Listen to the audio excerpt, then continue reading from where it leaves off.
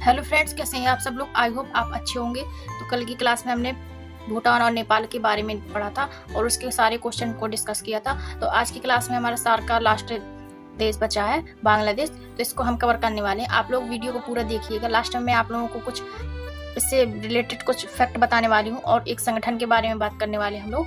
तो आप लोग वीडियो को जरूर पूरा देखिएगा। तो चलिए शुरू करते हैं। तो आपके सामने ये बांग्लादेश ये है आपका पॉलिटिकल मैप और ये है फिजिकल मैप। तो आप देख सकते हैं ये हमारा बांग्लादेश। इसकी राजधानी की बात कर लेते हैं। इसकी राजधानी है ढाका। ये ढाका पद्मा के डेल्टा पर बनी है। इसे नदियों का शहर कहते हैं। नदियों का शहर बांग्लादेश कहते हैं। इसमें एक बंदरगाह चटगांव बंदरगाह, ये आप देख सकते हैं, ये है चटगांव बंदरगाह। और दूसरा बंदरगाह मोगोला बंदरगाह। इस मैप में आप लोगों को नहीं दिख रहा होगा क्योंकि वो बहुत छोटा सा होगा, इसलिए इस मैप में नहीं दिख रहा। तो आप लोगों को दो बंदरगाह याद रखने हैं, मोगोला और चटगांव बंदरगाह याद रखना है आप लोगों को। ये 1971 के पहले पूर्वी पाकिस्तान के नाम से जाना जाता था।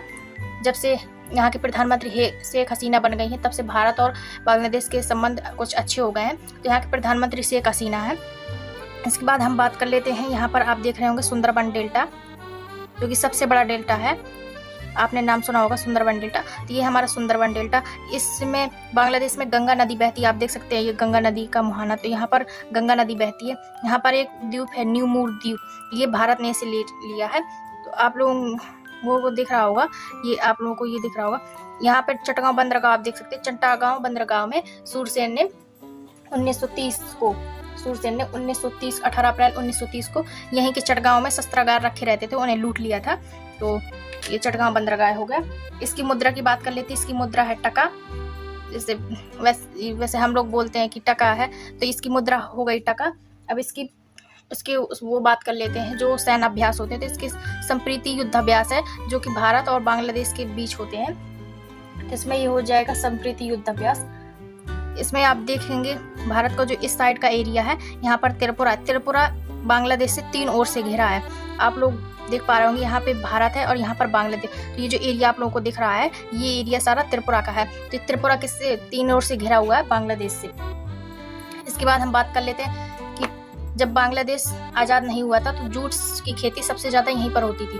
तो जब से ये स्वतंत्र देश हो गया है, 16 दिसंबर 1971 को यह स्वतंत्र हो गया। इसके बाद इसकी जूट की कारखाने थे सारे भारत में रह गए और बांग्लादेश में आधे जूट की खेती गई और आधे जूट की खेती भारत में रह गई। तो बांग्लादेश पहले जूट की खेती बहुत ज़्यादा करता था, अब भी करता है, लेकिन भारत से थोड़ा कम करता है क्योंकि उसके सारे कारखाने भारत में ही छूट गए। तो आप लोगों को मैं सारे फैक्ट बताती जा रहा हूँ। वैसे तो बहुत सारे देश हैं, एशियन देश हो जाएगा, फिर इसके बाद यूरोपीय हम शुरू करेंगे, फिर अफ्रीका शुरू करेंगे, उत्तरी अमेरिका, दक्षिणी, ऐसे हम 7 महाद्वीपों के देशों के बारे में पढ़ेंगे। तो बहुत ही ज़्यादा हो जाता है। तो मैं आप लोगों को उतना ही पढ़ाऊंगी जितना कि एग्जाम में पूछे जाते हैं। तो आप लोग ये मत कहिएगा कि यहाँ पर ये जैसे ये नारायणगंज है, ये भी ये इम्पोर्टेंट उतना नहीं है जितना कि मैं आप लोगों को बताती हूँ। तो आप लोग ध्यान से इस मैप को पढ़िएगा और आप लोग जैसे आप लोगों ने पढ़ लिया, इसके बाद आप लोग इसके क्वेश्चन सॉल्व करिएगा। मैं आप लोगों को वैसे क्वेश्चन सॉल्व कराती हूँ, लेकिन आप लोग भी कर सकते हैं किसी और वेबसाइट में जाकर। तो आप लोग क्वेश्चन सॉल्व करिएगा तो आप लोगों को सारी चीज़ें आप लोगों को यहाँ से समझ में आएंगी। तो हमने बात कर ली बांग्लादेश की। अब इसकी फिजिकल मैप में देख लेते हैं। यहाँ पर पहाड़ बहुत ही कम है। आप देख सकते हैं ये पद्मा, जो कि गंगा नदी यहाँ पर बहती है। ढाका इसकी पद्मा बंदरगाह में। तो आप लोगों को बांग्लादेश समझ में आया होगा। क्वेश्चन के बारे में बात कर लेते हैं। तो पहला क्वेश्चन है, आप लोग अपनी स्क्रीन में देखिएगा। पहला क्वेश्चन है 1971 से पहले बांग्लादेश का नाम क्या था। तो 1971 से पहले बांग्लादेश का नाम पूर्वी पाकिस्तान था। इसका हो जाएगा ऑप्शन ए पूर्वी पाकिस्तान। सेकंड है, पाकिस्तान ने बांग्लादेश को देश की मान्यता कब दी। तो इसका राइट आंसर हो जाएगा 1972, जो कि राइट आंसर ऑप्शन ए 1972 में मान्यता दी। सूरसेन ने चटगांव शस्त्रागार कहाँ लूटा था, कब लूटा था। तो इसका आंसर हो जाएगा 18 अप्रैल 1930, जो कि आपका ए ऑप्शन सही है। चटगांव कर रहा है तो चटगांव का बंदरगाह चीन विकसित कर रहा है। इसका सही आंसर हो जाएगा बी। इसके बाद भारत का कौन सा राज्य बांग्लादेश के 3 ओर से घिरा है। तो मैंने आप लोगों को बताया त्रिपुरा एक ऐसा राज्य है जो कि बांग्लादेश से 3 ओर से घिरा हुआ है। तो हमारा ये हो गया। बांग्लादेश में एक चकमा जनजाति है जो कि चटगांव बंदरगाह पर रहती है। यहाँ पर चटगांव बंदरगाह पर रहती है। तो हो जाएगी चकमा जनजाति। आप लोगों को यहाँ से याद रखना है जनजाति के बारे में। तो हम लोगों ने बांग्लादेश के बारे में क्या क्या पढ़ा एक बार रिवाइज कर लेते हैं। बांग्लादेश की राजधानी हो जाएगी ढाका, बांग्लादेश का बंदरगाह हो जाएगा चटगांव तथा मोगोला, और डेल्टा हो जाएगा सुंदरबन डेल्टा, और बांग्लादेश की मुद्रा हो जाएगी टका। और इसके बाद बांग्लादेश में कौन सी नदी बहती है, तो यहाँ पर गंगा नदी बहती है। और इसके बाद हमने जगह कौन कौन सी देखी, जगह देखी हमने चटगांव देख ली, ठीक है। और यहाँ पर आप देख सकते हैं नीचे यहाँ पर बंगाल की खाड़ी, और यहाँ देख सकते हैं ये म्यांमार झांक रहा है, आप लोगों को दिख नहीं रहा होगा, ये म्यांमार झांक रहा है। तो आप लोगों को बांग्लादेश समझ में आया होगा। तो हम बात करने वाले हैं अब एशियन देशों के बारे में। तो एशियन देशों के बारे में बात करने वाले भारत है।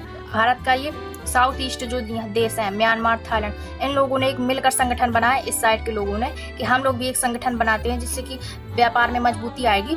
तो इन लोगों ने एक संगठन बनाया of south east Asian nation के नाम से हम जानते हैं। Myanmar, Thailand, Laos, Cambodia, Vietnam, Malaysia, Singapore, Indonesia, Brunei, Philippine, Timor.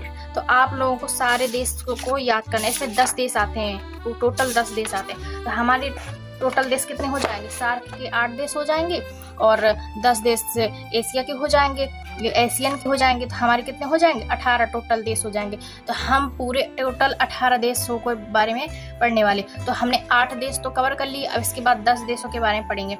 तो मैं आप लोगों को याद करने का तरीका बता देती हूँ जिससे आप लोग भी एकदम ईजी तरीके से स्पीड में याद कर पाएंगे। तो आप देख सकते हैं ये म्यांमार, थाईलैंड, मेरे साथ आप लोग बोलिएगा, Myanmar, Thailand, Laos, Cambodia, Vietnam, Malaysia, Singapore, Indonesia, Brunei, Philippine, Timor लेस्ट।